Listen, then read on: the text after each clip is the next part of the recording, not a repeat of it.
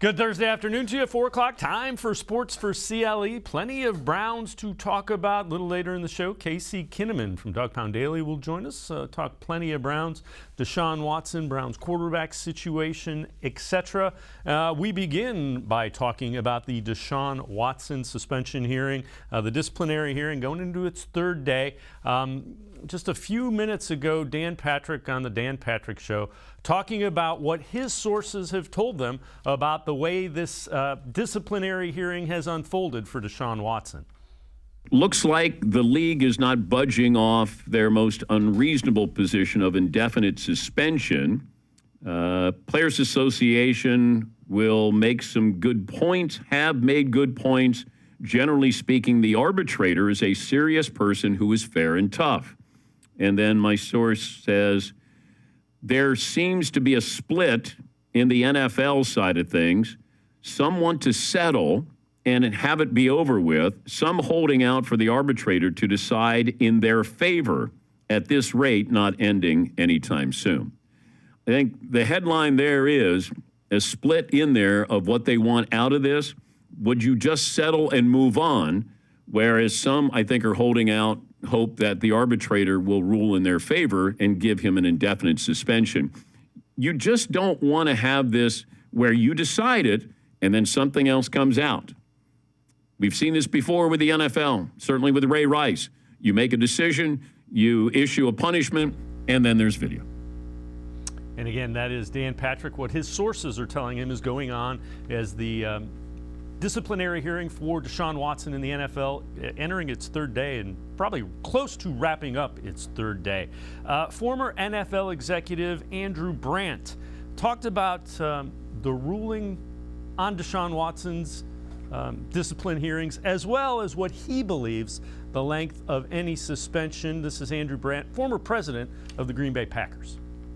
Does Roger Goodell want to overrule her as part of the first effort by this process that he has supported, that his owners have collectively bargained, that they have given the NFLPA as a concession about commissioner discipline while they get the good economics in the CBA and everything else they wanted?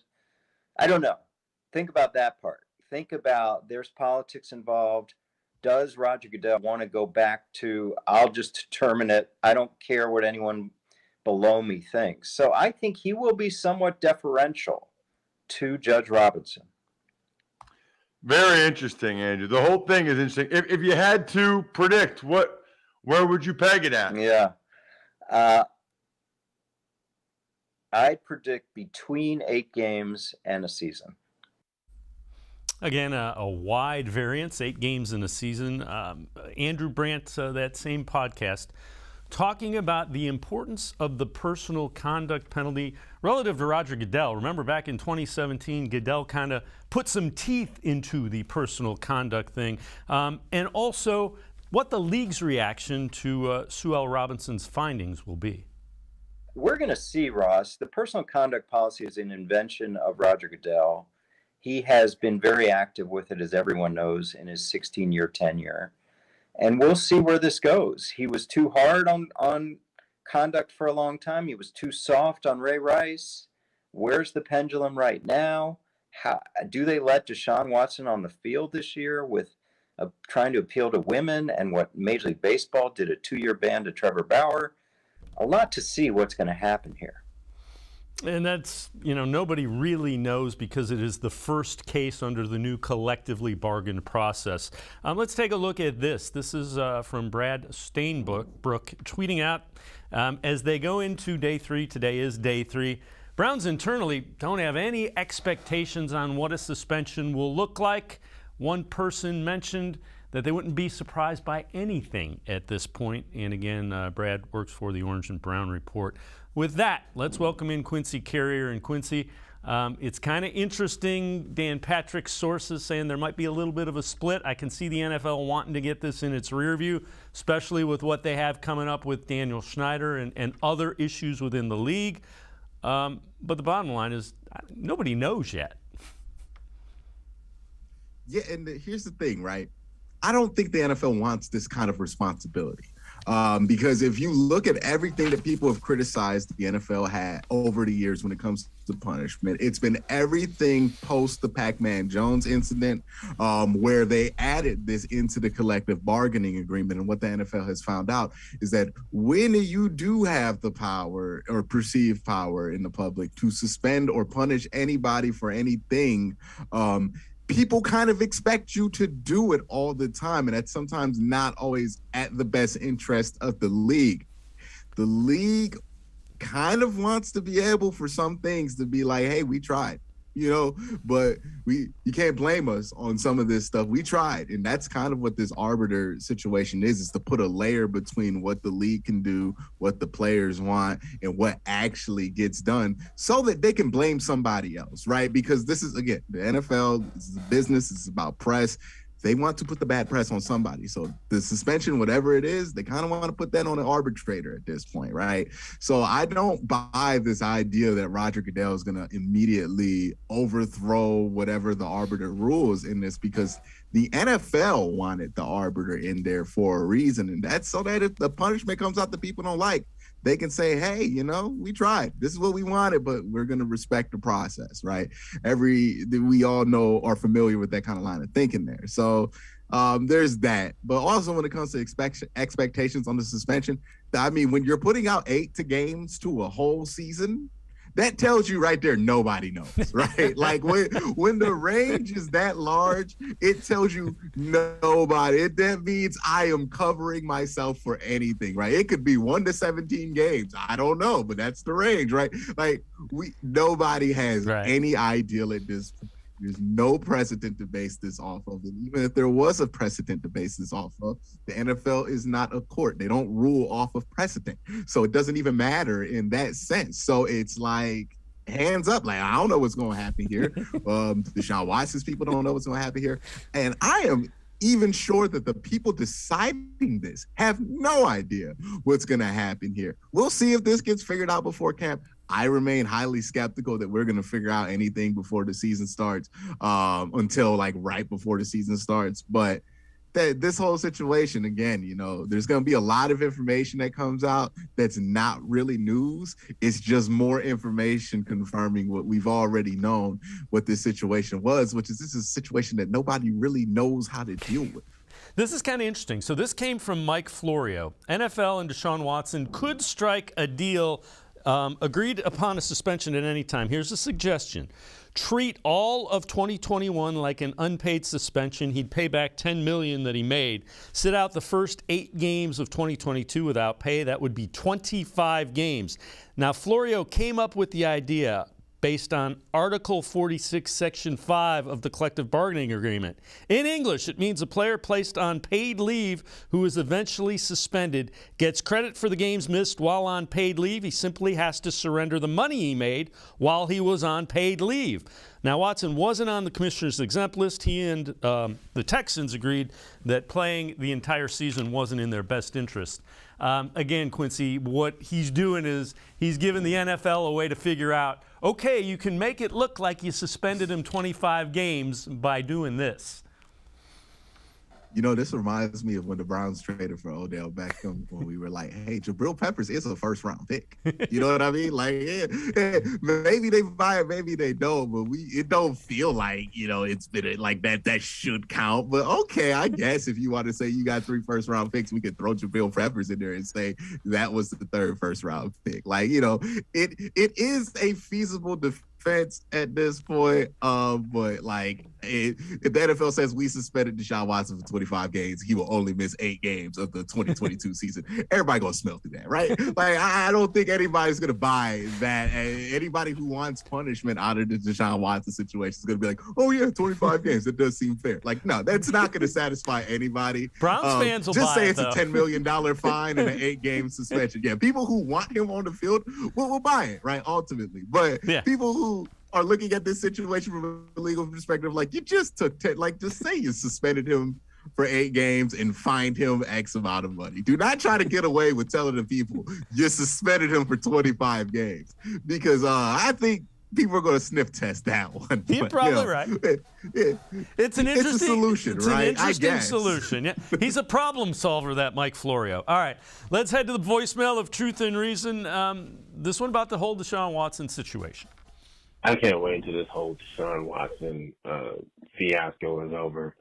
I'm getting real confused with the suspension. Is it 6 games? Is it 8 games? Is it a year? It's getting really ridiculous. Do you really think this will go on until next week? I mean, that's just me. Go Browns. Oh, I appreciate the voicemails. Quincy, I'm with you. I think this has a couple more weeks to it. Oh, this is going to take forever. Why do we assume that this was going to be fast? I don't understand this expectation people had. People thought this was going to come out in March, right, when there was the first meeting. Oh, it's going to come out here, and then it's going to come out in April when there was the second meeting. This is going to take – what about Josh Gordon and him objectively failing a drug test and never getting a notice on how long he would be suspended for when there were actual guidelines in the CBA on how to handle that situation, and that still took till the start of the regular season to get that handled, made us think that this situation would be handled speedily. Like, no, this is going to take forever. I've told people for a while, there's going to be a lot of updates, but this is going to take forever to get decided on because the league is going to try to time this out conveniently based on whatever the suspension might be, just because it's going to be bad news regardless, because you're going to put him in his allegations in the headlines again, no matter what the suspension is, whether it's tough or not. And it's just, this is not something that they want to rush through. And even when they don't want to rush through stuff, this is the NFL we're talking about. They take forever for these kind of things. Like, this has happened for a while with the league. I don't know why people were surprised. People were telling me crazy 3 months ago, and I was like, hey, man, I don't expect anything till September. Now I'm not looking so nuts, but hey, there that is. Quincy Carrier and I are going to step aside, take a quick time out. We'll head back to the voicemail of Truth and Reason. And is the Browns roster being a little disrespected nationally? Sports4CLE, be right back. Stay with us. Come back to go forward. Back to learning new things. Back to pursuing your dreams. Tri-C has flexible learning options to fit your life. And every year, more than 1,000 local companies provide Tri-C students with real-world learning. The right education can boost your lifetime earning power by hundreds of thousands of dollars. Start now with a college education you can afford. Tri-C, where futures begin. When it comes to selling you a mattress, most retailers are handing you a long line of extra steps that drive up costs and create confusion. At the Original Mattress Factory, we simplify the mattress shopping experience by building mattresses and box springs in our own local factories and selling them direct to you. It's short, sweet, and simply makes sense. So experience more than just the mattress store. Experience an original, the Original Mattress Factory. The Ohio Lottery Partners in Education program recognizes role model students and teachers from across Ohio. Nominations can now be done completely online. To nominate a deserving teacher or student, go to OhioLottery.com. In the About section, find Partners in Education. There you will find links to the nomination forms. Students kindergarten through 12th grade can be academic all-stars. Teachers can be honored as a Teacher of the Month. The Ohio Lottery Partners in Education, where stars shine.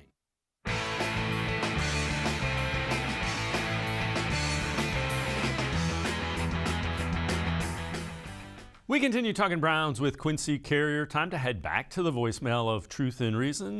This one about the Deshaun Watson situation. Hi, Dave. I would like to give my opinion on the Deshaun Watson situation. I truly believe that behind closed doors, major negotiations are going on between the NFL representatives and the players' union to get this situation resolved in an agreed, timely manner. I believe the NFL is more worried at this time with their image, because they have made too many wrong decisions in covering up and not punishing their own owners for misconduct. Even though I believe the union has the upper hand right now, they must seriously negotiate because of the amount of allegations against Deshaun, and also must set themselves up for further negotiations with the NFL and whatever may occur in the future. Both sides are hoping that disciplinary hearings come to a result somewhere in the middle ground with both sides. That way, the process looks like it was carried out, and the past dirty laundry will be kept hidden. Yeah, and I can't argue with that, Quincy. I think there is a lot on the NFL's plate that they want to get off it, and they want to get – football cannot start soon enough for Roger Goodell in the league office. Yep. Yeah. And I think this is going to go on for a while. So we'll see what happens here. Hopefully it ends soon, but we've been saying that about Baker trade. We've been saying that about a bunch of stuff when it comes to the news surrounding the team. So we'll see when it ends. I don't know when, though. All right. I know you've addressed this on your show. You think the Browns roster is being disrespected nationally? Yeah, because there's this ideal out there, right? And maybe it's just because it's the brand name of the Cleveland Browns and people just expect the Browns to just, if they don't have X player with them, then they're going to be terrible. But like this idea that the Cleveland Browns are going to be like this awful team that can't do anything if Deshaun Watson missed most of the season, or if Baker Mayfield doesn't come back and play for the Browns or whatever, like whatever agenda somebody's pushing on that, is kind of a ridiculous one given the talent on the Browns roster. I've said this numerous times, but like the people that think this team's going to be an outright disaster without one or the other, like this team's going to go 6-10 or something, 6-11 or something like that, or 7-10. Look at this roster and look at any other 6-10 team in football and tell me that that's even close. Like I don't buy it, right? Look at the other Browns rosters that have gone that record and then compare it to this Browns roster and then tell me that you think they are similar. I just don't buy it there. I think people are making a lot of the drop from quarterback play, from a perceived drop from Baker Mayfield to Jacoby Brissett. I don't think there's that big of a gap there, given that the Browns aren't expecting Jacoby Brissett to perform like Baker Mayfield in 2020. They're kind of just expecting him to perform at a better level than Baker Mayfield did in 2021, which was bottom 30 of the league, right? He was 30th in PFR, 27th in QBR. I don't think there's a single Baker apologist or whatever we call people who are defending Baker at this point that would say that Baker had a good 2021. The Browns aren't expecting Jacoby Brissett to hit those highs of 2020. They're expecting him to simply just be more consistent and better than Baker Mayfield was last year. That's a achievable bar. And let's not forget, they're a missed kick and 4 interceptions and a half away from almost making the playoffs and winning the division last year, right? That game against Cincinnati would have been for all the marbles if he throws maybe one less interception and the kicker makes a kick. Like it wasn't that far-fetched that the Browns could have made the Bengals the 6th seed in the playoffs. That's how insanely close it was last year. And people are telling me that they can't do something because there's Jacoby Brissett. I feel like the quarterback play last year was worse than Jacoby Brissett for whatever reason you want to blame it on. It was worse than Jacoby Brissett. The PFF grades bear that out. The QBR bears that out, that what you got out the quarterback position was worse than what you would have gotten out of Jacoby Brissett. Now, you can make the argument that a healthy Baker would be better than Jacoby Brissett, but after 4 years to land the up and down line of quarterback, right? Baker Mayfield, kind of like the Bitcoin of quarterback. You don't know what that price is going to be at any given time, right? So after 4 years of gambling like that, the Browns are just like, hey, we'll just use regular money because we know $1 is going to be relatively close to $1, right? Like we don't know what one Bitcoin is going to be. And Baker Mayfield is relative to that. Like, I don't know what he's going to be. Right, he could blow up. It'd be great in Carolina, but they're done betting on that. They have made that point clear. So, yeah, I think the roster's being disrespected. I mean, if you put this roster in any other city under any other team, you put them in Baltimore or Pittsburgh, people are not going to be talking like this team's going to be a disaster, right? I mean, for goodness sake, we got people talking in Baltimore like they could lose an MVP at quarterback and Lamar Jackson and still be fine. Like, I don't know how this gets to losing Baker Mayfield means that your team's all of a sudden going to be terrible.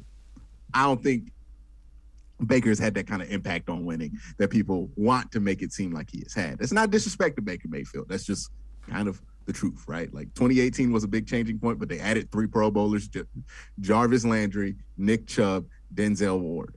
Baker Mayfield was never a Pro Bowler. He was a good player at some times. He was a bad player in others, but, He was not the catalyst on why this team got better. They got better because the talent around the quarterback position was greatly improved. And there's nothing that has changed the talent around this quarterback position that has raised the floor on this team. So why would that change now when it's always been about the talent that's raised the floor of the quarterback play?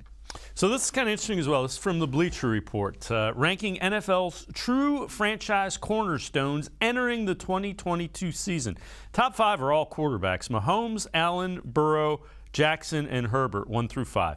Number 6 is T.J. Watt, and number 7 is Myles Garrett. So Garrett, the second highest quote-unquote franchise cornerstone that is not a quarterback. It's pretty fair, I think, too.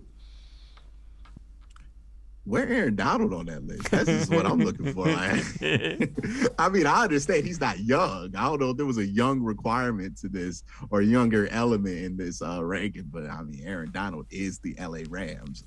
That point has been true, and I would put him probably at like 2, right below Mahomes when you're talking about franchise cornerstones. But yeah, T.J. Watt, Myles Garrett. Myles Garrett is the type of player, and I think it's hard to grasp, right? Because this doesn't happen often in the NFL where a defensive player is the face of a franchise. I think the closest in proximity that Browns fans have been to this is the Ravens, right? Where Ray Lewis was the franchise. It didn't matter who was at quarterback. It was Ray Lewis's team. This is Myles Garrett's team. Deshaun Watson can have a hand in that, but Myles is going to be the dude that we know has been here forever. He's been through 0-16, and he's helped this team come out of a lot of the bad days, and he's been a spectacular player, and he's somebody that people just want to follow, right? He's a great leader in that way. He's well-deserved to get that respect. I tell a lot of people, you might not have Watson for the whole season, but you still got Myles Garrett. That don't mean nothing. Myles Garrett is one hell of a leader. And if you need evidence of that, just go back to that week where he told everybody they need to step their game off in the press conference with no shirt on, and then they got 7 sacks the next week. Tell me that's not leadership. That's demonstratable right there. Myles Garrett, come on now. Quincy Carrier and I are going to step aside, take a quick time out on the side of the break. We will head back to the voicemail of Truth and Reason. This one about Baker Mayfield. Sports4CLE, be right back. Stay with us. When it comes to selling you a mattress, most retailers are handing you a line, a long line of extra steps that drive up costs and create confusion. At the Original Mattress Factory, we simplify the mattress shopping experience by building mattresses and box springs in our own local factories and selling them direct to you. It's short, sweet, and simply makes sense. So experience more than just the mattress store. Experience an original, the Original Mattress Factory. The Ohio Lottery Partners in Education program recognizes role model students and teachers from across Ohio. Nominations can now be done completely online. To nominate a deserving teacher or student, go to ohiolottery.com. In the About section, find Partners in Education. There you will find links to the nomination forms. Students, kindergarten through 12th grade, can be academic all-stars. Teachers can be honored as a Teacher of the Month. The Ohio Lottery Partners in Education, where stars shine. The Greater Cleveland Sports Hall of Fame celebrates the star athletes and notable sports figures who were born or have made their home in Greater Cleveland. It tells the story of discipline, commitment, perseverance, sportsmanship, and excellence in achievement. It encourages and inspires those who believe in sport and its direct impact on the well-being of our community. Go to clevelandsportshall.com or follow us on Twitter at GCLE Sports HOF for more details.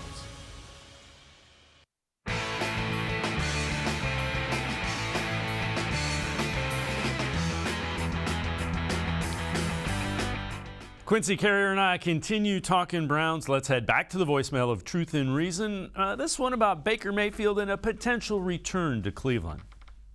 Hi, this is James Seiler from Wadsworth. I keep hearing all these things about Baker Mayfield claiming that Cleveland can kiss his butt before he'll ever play for him again, and I agree with him. I agree with him completely. I don't want him back at quarterback. He needs to go on down the road. All I can see is he reminded me of Paul McDonald last year, and I just remembered that deflated feeling. We were driving downfield against Green Bay, and we were about to win the game, and Mayfield throws an interception to seal the win for the Packers. I don't want to go through that anymore. He was horrible. He should have sat. Thank you very much. You have a great day. All right, and as always, we appreciate all of the voicemails. So, Quincy, that would be a hard no. I think he's paraphrasing the kiss my butt, but I get the sentiment. And it's very polarizing. There's a section that wants him back, and there's a section of Browns fans that want nothing to do with 6. There's a section of Browns fans that want him back because they don't know no better or have never seen any better, right? That's their argument. Like, I'm not even paraphrasing. Isn't that their argument? We have had nobody better than this since 1999. Therefore, we must stick this out no matter what with this quarterback. That has basically been a lot of the argument between people about this whole Baker Mayfield thing. It's not even that they think he's that good. They just think he's better than what the Browns have had. And being better than Brandon Whedon does not mean that we are obligated to keep you throughout your entire career. But you know, there is that. Baker Mayfield has thrown a lot of game-sealing interceptions. I mean, I could just count 4 off the top of my head. That's too many, right? That's too many. And I think they're all from this season, but that's too many. But I understand why people were done. People were done with this whole situation during the season, right? People felt like they needed to move on. This is not a surprise here. You know, I know people are trying to frame this as the Browns fumbled a situation with Baker Mayfield, but let's be real. If the Browns wanted Baker Mayfield, they would have tried to keep Baker Mayfield, but they have made no attempt to smooth things over with Baker Mayfield, which tells me they eyed with him. You know, I think they're at that point too. I think they have seen enough. They're okay with letting him go. All right. I know this is from your show. Again, Google Quincy Carrier, YouTube, you can see it. Fact versus fiction with Baker Mayfield trades. Take us through that and your thoughts there. Yeah, basically with these Baker Mayfield rumors, like it's what shocks me is that like it's been the same 2 teams that's been reported on as having interest in Baker Mayfield for like 6 months. Or it's not been 6 months, but it's been about 3 months. We've been talking about the same 2 teams. And nothing's happened, right? And every time something sounds like it's going to happen, it's the same team, right? It's never another team jumping in there. It, to me, sounds like there just isn't much to go off with the Baker Mayfield trade stuff, right? Like, we hear that Carolina's interested. I've gone through the myriad of reasons why it makes no sense right now for Carolina to have that many quarterbacks unless they are out on one of them, like, immediately. And even then, it wouldn't make much sense. And then with Seattle, the rumors coming out of Seattle just didn't make any sense, right? There was the one rumor that they wanted to trade for Baker Mayfield and then give him an extension. That sounds like somebody you traded for a long time ago before it gets to June, right? Like, that makes absolutely no sense. And it continues to go along that line. You know, I just don't think there's that much trade interest. I think a lot of what's coming out is coming out from Baker Mayfield's people who are trying to infer that there's a lot of interest out there. But I just haven't heard a lot from the people who are entrenched with that community, right? In Cleveland, we have certain people who report things, and you know that they're entrenched with the organization over here in Cleveland, right? In other cities, they have people like that. And when you hear things from them, you know that it's coming from within the building. Those aren't the people ever reporting these Baker Mayfield leaks. It's usually people who have radio shows, and no disrespect to them, but those aren't the people who you would go to for actual information that you feel confident is going on. And that's kind of been the whole Baker situation, is like a lot of reports from people you haven't heard of, a lot of leaks. You know, the fake jersey thing was just amusing that people bought it, given that Quandre Diggs wears number 6 in Seattle, like currently, and he's a player that like they sell his jersey, so he can't just change his number without like paying off the NFL for the stock of jerseys that they have already made. So there's that whole situation. Just with the Baker thing, I think it's as cold as you think it is, right? If somebody has been available for trade for 3 months, it's as cold as you think it is, and I think it's cold. The market's still cold on him. All right, this one from the 33rdteam.com. Again, those are the former NFL executives, Joe Banner among them. So the Jacoby Brissett outlook. Best stretch of Brissett's career came first half of 2019. That was in wake of Andrew Luck's shocking retirement. August of that year, Brissett took the reins, led the team to a 5-2 start. Promising start to the season wouldn't last. Injuries to offensive skill position players, T.Y. Hilton, Marlon Mack, Eric Ebron. Just a rough patch and a skid where the team lost 7 of its last final 9 games. I'm sorry. What do you think? How effective can Brissett be with this offense, do you think? I think the value in Jacoby Brissett is the confidence of knowing Jacoby Brissett's going to play his role. He's going to accept his role, and he's going to embrace his role. And there's going to be no friction between the play caller, the coaching staff, and the player about what that role is, what those expectations are, and what the limitations are going to be.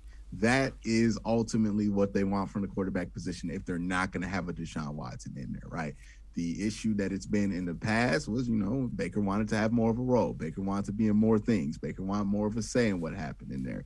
And that's not somebody committing to the role. We see this all the time in other sports, and we even see this in the NFL. Why can some players like Terrell Pryor go from great quarterback prospect to nobody wants him on the team, right? And that's because they can't commit to a role. When Terrell Pryor got back in the NFL, it's because he just committed to being a wide receiver and went all in on that. Sometimes, even though you're more talented than the guy in front of you, it means more if you can commit to a role and be a role player in that way.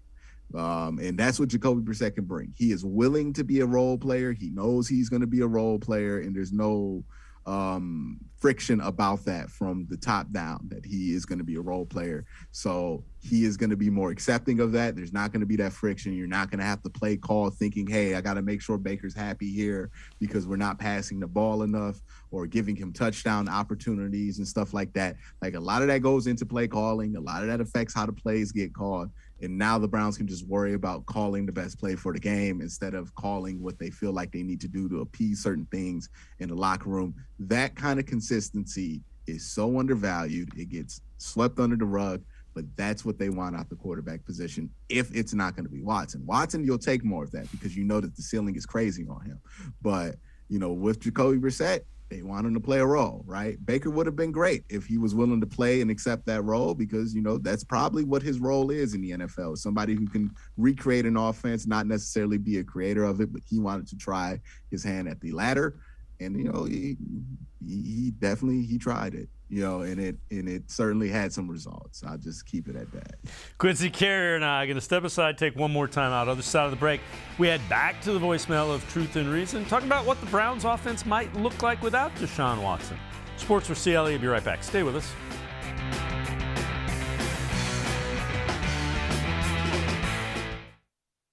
Come back to go forward. Back to learning new things. Back to pursuing your dreams.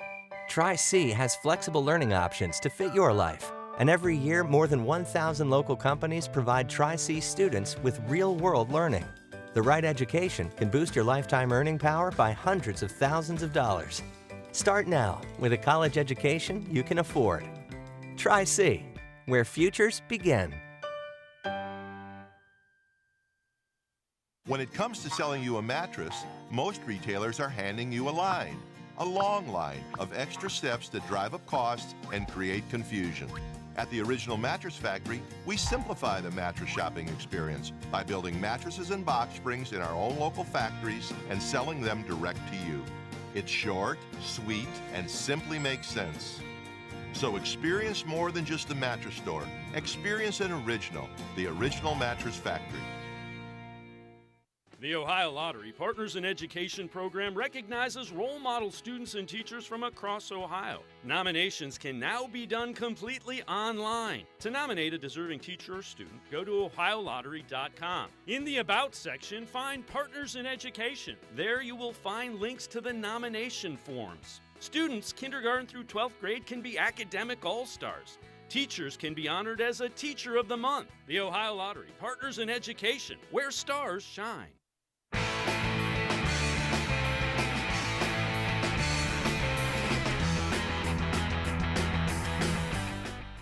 We continue talking Browns with Quincy Carrier. Time to head back to the voicemail of Truth and Reason. This one about what the Browns offense will look like if Deshaun Watson gets a lengthy suspension.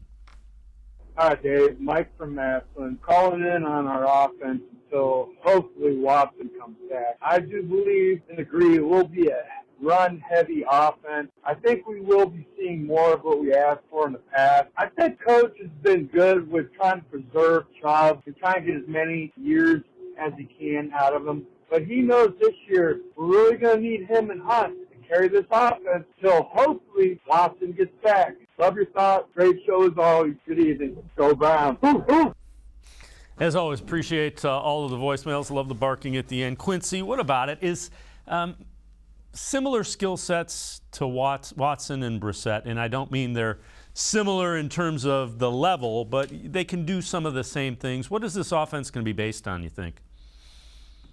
Oh, it's going to be still a Kevin Stefanski offense, right? They're still going to run the ball a fair bit amount.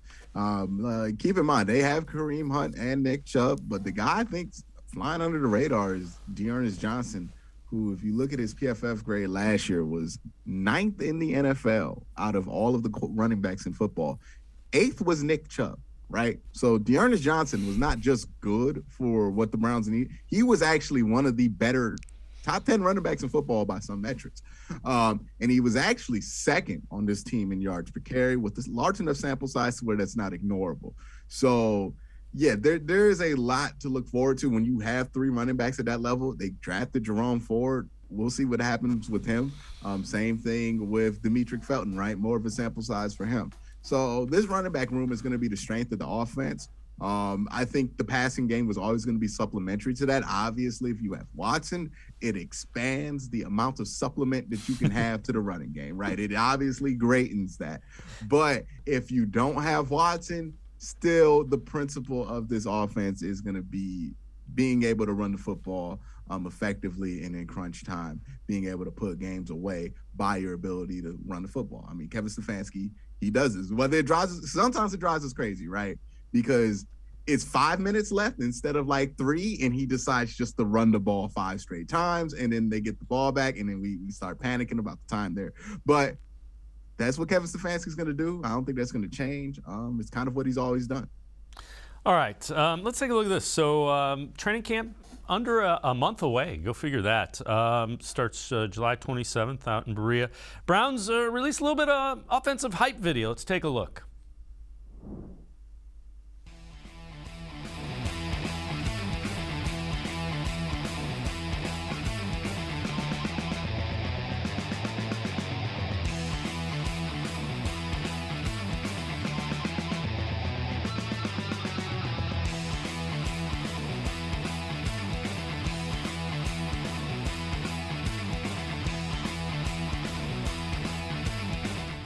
Only in Cleveland would you put the kicker in an offensive hype video because they've needed a kicker for so long. I knew it. I was waiting for them to add the kicker into that. Okay. Right. Well, it was a great video. Shout out to the Browns social media team and whoever is running that edit. A lot of clean edits in there. It's just exciting. Hopefully get to see this team start to put it all together in training camp, which is coming up pretty soon. All right, let me ask you this, and I know you've addressed this again on your show. Google Quincy Carrier has his own YouTube show. Who is the Browns' best player? And you're going according to PFF. Best player on the Browns. Oh, according to PFF, it is Joe Batonio is the best player on the Cleveland Browns. Now, Myles Garrett is still what they rank as the best edge rusher in football. But Joe Batonio is who they ranked as the best guard in football. Now, you can do a value equation on why Myles Garrett is more value there. But if we're just doing a raw who's better at their position, they're saying Joe Batonio is the best player at his position. And I think it's time Joe gets that respect, right? I mean, we don't think about this often, but Joe has been here since Johnny Manziel and Justin Gilbert were taken in 2014, right? Like, he has been through it all. He's been through the jersey change. He's been through 0-16. He's been through 1-15. He's been through it all. Even the playoff game that they played in Pittsburgh, he couldn't take part in that because he got COVID.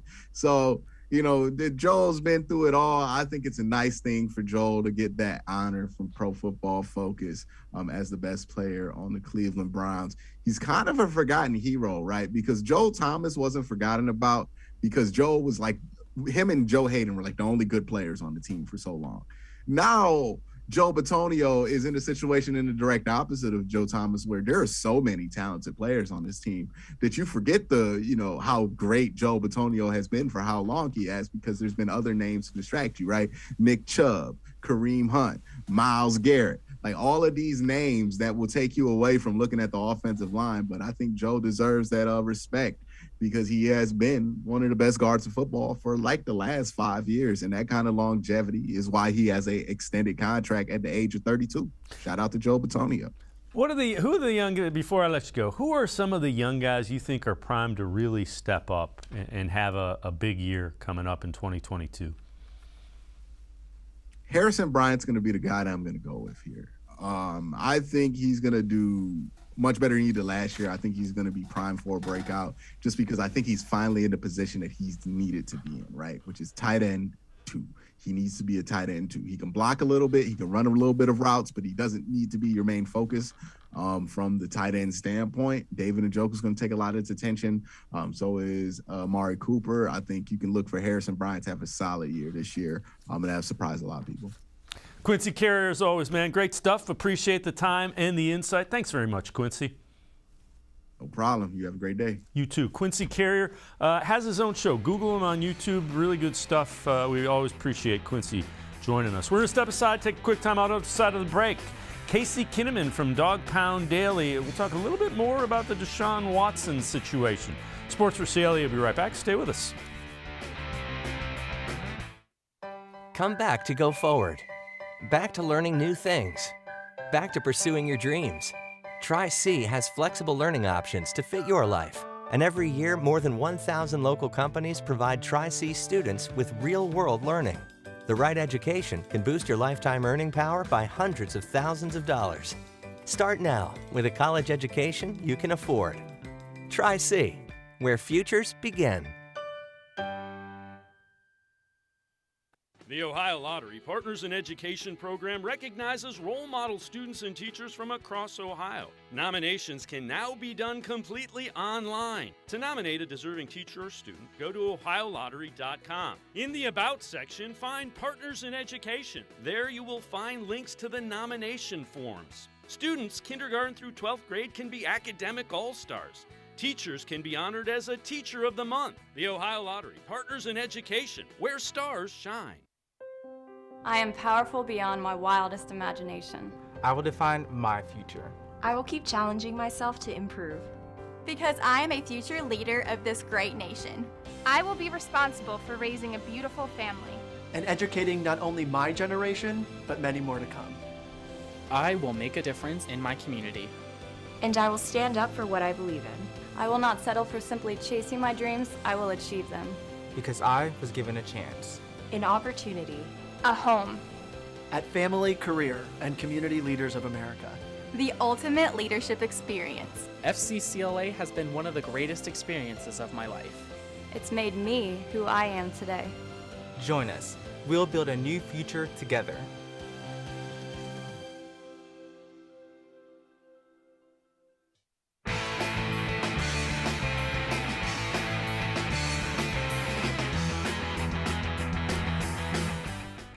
We continue talking Browns. Let's head back to the voicemail of Truth and Reason. This one about a potential trade if Deshaun Watson's suspension is lengthy.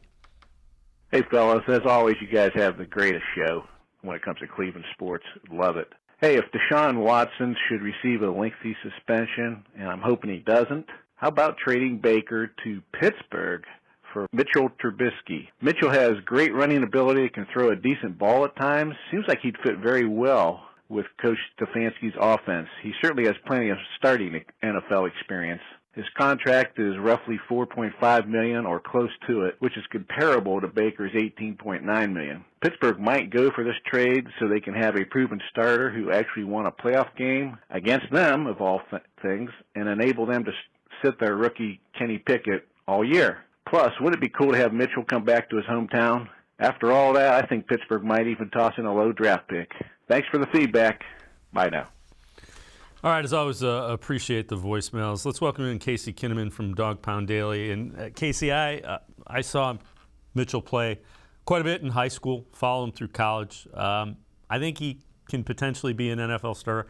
I think the Pittsburgh Steelers plan on starting him, and his deal is kind of a 2-year deal, and it can be worth up to like $10 million a year. I don't think the Steelers want to make that trade. And if the Browns wanted Trubisky, they probably would have gone after him a little harder when he was a free agent before the Steelers signed him. Yeah, I agree. I would pass on Trubisky. I know it'd be a feel-good story bringing him back home. But, like, not for nothing, I don't want to trade Baker Mayfield to Pittsburgh because I think he would actually help that team a little, and I don't want to do that for nothing. So I do think that needs to be addressed, though. If there is a suspension and it's lengthy, they're going to have to bring another quarterback in that can play. So they're going to have to start looking at some other backup options, the guys that could be, like, game ready pretty quick. And I'm just, like, spitballing here, but I think that given Barry's previous working relationship with Howie Roseman of the Eagles, I would actually kick the tires and see if we could get Gardner Minshew. I think that could be a guy that could come in, and if he had to, let Jacoby be the starter, and then Gardner could, be a spot starter if he had to come in, and he's got the moxie to do it. Yeah, I like that thought as well. That does make sense. Minshew in small doses has been really good. When you rely on him for an extended length of time, it hasn't been quite as good. This one's kind of a head scratcher. This is from CBSSports.com. Overvalued players for each and every AFC team. And for the Browns, they list Deshaun Watson. They delineate the contract, and I get it. Whomever wrote this for CBS Sports should have to sit through the quarterback play that Browns fans have seen since 1999 and still tell me that a really good quarterback is overvalued. Yeah, I went down through the list and read some of the other players too. They had Josh Allen on there. Like, I don't know if you could put much into that. But, like, so which is it? Is it I've seen anywhere from where if Deshaun's on the team and he starts 17 games, this team should compete for the AFC North and potentially to represent the AFC in the Super Bowl. And without Deshaun, I'm seeing people saying that the Browns be picking in the top 5. So which is it? You know what I mean? Like, you can't overvalue that. You can't overvalue the importance of the quarterback. So yeah, I can't put much into that. Yeah, it's just a little bit of a head scratcher.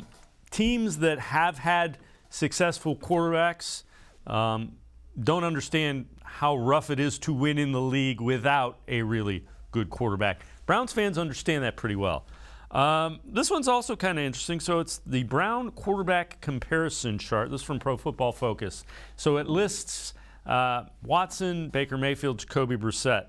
So BTT percent, big time throw percentage, and you see Brissett is his kind of MO, is a guy that will not force the ball downfield, checks it down, doesn't necessarily want to throw interceptions, turnovers, which brings us to TWP percentage, turnover worthy play percentage.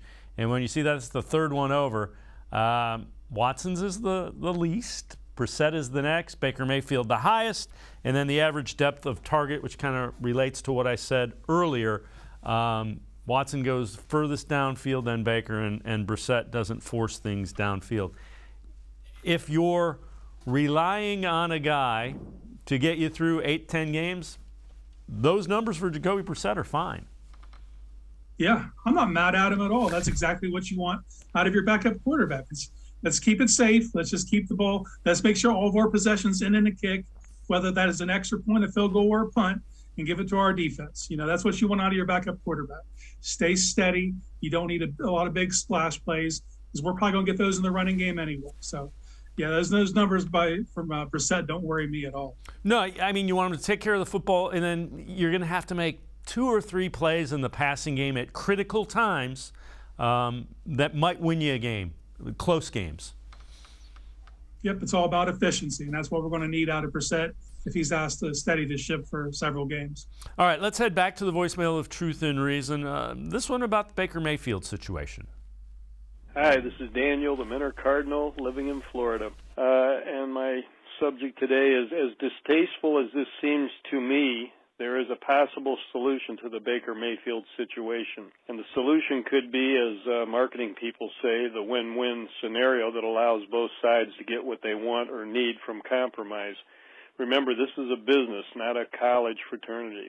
Baker could win because the Browns' personnel is so much better than any team he could go to, therefore increasing his chances of success. If Mayfield had a good year, as he did the last half of 2020, he could demand the money he thinks he's worth. Browns could win because of all the familiarity they and Baker already possess. continuity is such a mitigating factor and also such a hard thing to establish and maintain. With Mayfield, we would at least have a head start on that. I hope it doesn't come down to this, but it's just a thought. What do you think? Love your show. Go Browns. Oof. Appreciate all the voicemails. Casey, Baker Mayfield doesn't seem wired to accept that. The other thing is, he hasn't been at minicamp. The Browns have installed a new offense that he hasn't even seen the playbook for. So the familiarity is kind of negated by that fact. I think the familiarity was the undoing of the whole thing. They knew what they had in them, and they decided that was enough of that. Like I've seen this take out there from a lot of people, and I don't want to be the bearer of bad news, and I'm going to let you down gently. Baker Mayfield's never taking another snap for the Cleveland Browns. It's over. They didn't just burn the bridge. They blew it up, and they built another $230 million bridge right in its place.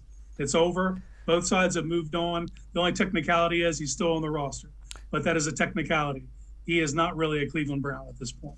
And I don't think he wants to be, and I don't necessarily think the front office wants him to be. So it's best that they figure this out, that they get him somewhere, they get some sort of assets back for him, and then everybody can go on and move on.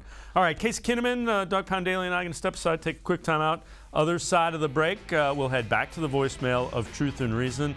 And also an interesting twist on some things that may be happening because the Houston Texans are now involved in a couple of the Deshaun Watson lawsuits. Sports4CLE, be right back. Stay with us. When it comes to selling you a mattress, most retailers are handing you a long line of extra steps that drive up costs and create confusion. At the Original Mattress Factory, we simplify the mattress shopping experience by building mattresses and box springs in our own local factories and selling them direct to you. It's short, sweet, and simply makes sense. So experience more than just a mattress store. Experience an original, the Original Mattress Factory. The Ohio Lottery Partners in Education program recognizes role model students and teachers from across Ohio. Nominations can now be done completely online. To nominate a deserving teacher or student, go to OhioLottery.com. In the About section, find Partners in Education. There you will find links to the nomination forms. Students kindergarten through 12th grade can be academic all-stars. Teachers can be honored as a Teacher of the Month. The Ohio Lottery Partners in Education, where stars shine. The Greater Cleveland Sports Hall of Fame celebrates the star athletes and notable sports figures who were born or have made their home in Greater Cleveland. It tells the story of discipline, commitment, perseverance, sportsmanship, and excellence in achievement. It encourages and inspires those who believe in sport and its direct impact on the well-being of our community. Go to clevelandsportshall.com or follow us on Twitter at GCLE Sports HOF for more details.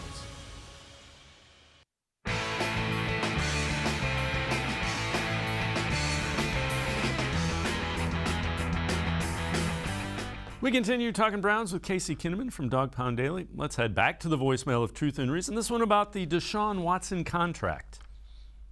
Hi, this is Joshua Miller in Toledo, Ohio, longtime Browns fan. Got a quick question and a take that maybe get your guys' opinion on. From my understanding, if Deshaun Watson is suspended for the year, that his contract holds, that he still has a 5-year contract after his suspended season. Does that also mean that his salary tolls as well, meaning the Browns arrange the contract so he get everything up front for this year and only be on the hook for $1 million salary for the year? Does that mean that that tolls to the next year as well, where in the 2023 season he would get $1 million salary because he already received the rest up front, or will he get the full $46 million for the 2023 season? The other thing I'd like to say is that I don't think the NFL wants to step on the toes of the arbitrator, in this case, Sue L. Robinson, in her first case. They've been pining for weeks now for a 1-year suspension or even longer, but this is her first case. I don't think they want that media attention being almost bullying her into saying that she needs to come down on the side of a 1-year or more suspension. I've seen this take before in one other place, and I actually kind of like it, and I wanted to get your guys' opinion on that and the NFL trying to bully Sue L. Robinson into coming down on a 1-year or more suspension on Deshaun Watson. Thanks, guys. Love what you say. Bye. As always, appreciate the voicemails. Casey, everything tolls. So the salary contract, it's like this year doesn't exist. You got the $45 million guaranteed. That doesn't get touched. So it goes back, and it would be $1 million for next year, and then it's like you pick up where it left off. So the entire year doesn't exist. As far as, bullying, I don't know. I think because it's a collectively bargained process that they're starting. It's the first thing of a collectively bargained agreement. Roger Goodell's got to be very aware of that and very careful if they appeal or do anything out of the ordinary with whatever Sue L. Robinson said. And this is a former federal judge. She's not going to be bullied by some guy that runs a football league.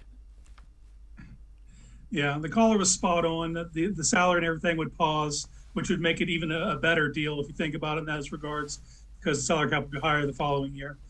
But as far as Sue Robinson's concerned, you're spot on. There is no way she was agreed to by both sides, the NFLPA and the league. And why did that happen? Because the NFLPA was tired of Goodell being the judge, jury, and executioner. So they both agreed to Sue Robinson, and this being her first case. Just as everything, the word is precedent. This is setting the precedent. So whatever she rules, whichever way it is, now they might not agree with it, but they also have that as their excuse to fall back on. They could say, oh, well, we wanted at least a year, but she said 10 games or X games, and they're going to, and I do believe that whatever she says in the end will stand. And I think it's going to be the precedent going forward. And I think it would make negotiations easier down the line with the NFLPA as well, because that has to come into consideration. I mean, they were sick and tired of Goodell having the final say in everything. Now, technically, he still has the final say, but I think it would behoove him and the league to not drag this in and them challenge the ruling and make even more of a mess than it already is with the situation. Yeah, I would agree wholeheartedly, and they can always say, look, we wanted more. This is what a former federal judge had to say about it. All right, let's listen to, this is Andrew Brandt, former president of the Green Bay Packers, on the Ross Tucker podcast about the potential implications of the Houston Texans being involved in the Watson suit. This is really interesting and something I hadn't thought of. The Texans thought they were out of this. They got their 3 number ones. They moved the problem to Cleveland, but not so fast. Listen, again, I had Jenny Vrentas on my podcast. My eyebrows antenna were raised hearing this. We all make allowances for stars. When Brett was with us or Aaron Rodgers, certainly let the agent in the building, let family members in the building, little things. But what I heard about Houston with Deshaun Watson, making a swanky hotel in Houston available with rooms, with access, an NDA in his locker. Now, does this rise to the level of liability civilly? We're going to find out, but this concerns me. And my antenna raised as a former salary cap manager. Wait a minute, what were they paying for these rooms? Were they paying for him to have a room for massage? What's going on there? Because anything beyond the contract in terms of compensation is a cap violation. So I think the Houston Texans have to answer these questions, whether to the NFL or to the court. And again, Kate, I never thought of that, but that's a really valid point from a guy that would know salary cap implications. Yeah, this situation just gets uglier everywhere it touches. It's just, it has no end. But he's right. There would be a paper trail. There'd be a paper trail. Did they get the rooms comped to them or did they pay for them?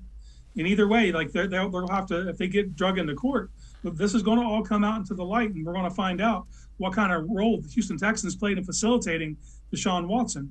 And the NDA in the locker, like that, man, that just sounds dirty. Like they definitely got some mud on their hands from the situation so far. We'll see how far that gets dragged into.